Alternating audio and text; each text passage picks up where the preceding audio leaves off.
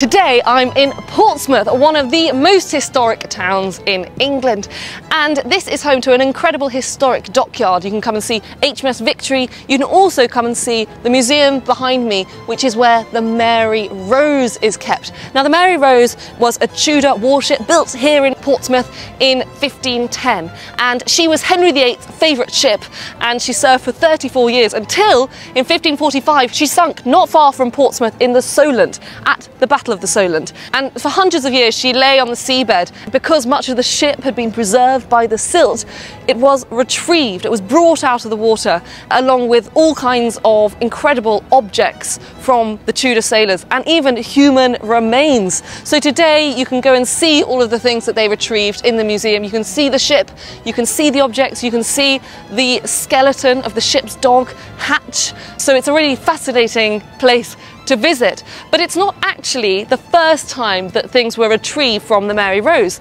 In the years that followed the original 1545 disaster, there were efforts to retrieve the ship, and there were efforts to retrieve the objects, the valuable guns and cannons, and they were actually successful. So there were teams of divers in the Tudor period who would go out from Southampton and would try and retrieve the cannons. They're exceptionally good free divers, and that's why they were able to go down without the equipment that we have today. Now, one of these incredibly skilled divers was a man called Jack Francis. He was born in West Africa, which is why he was quite such an exceptional swimmer.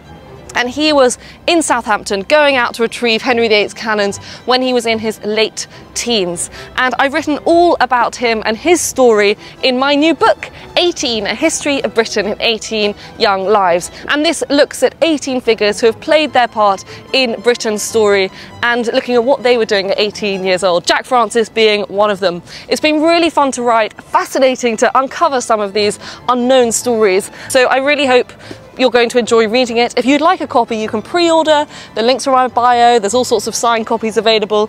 And I hope it inspires you to come and visit such wonderful museums as the Mary Rose Museum in Portsmouth.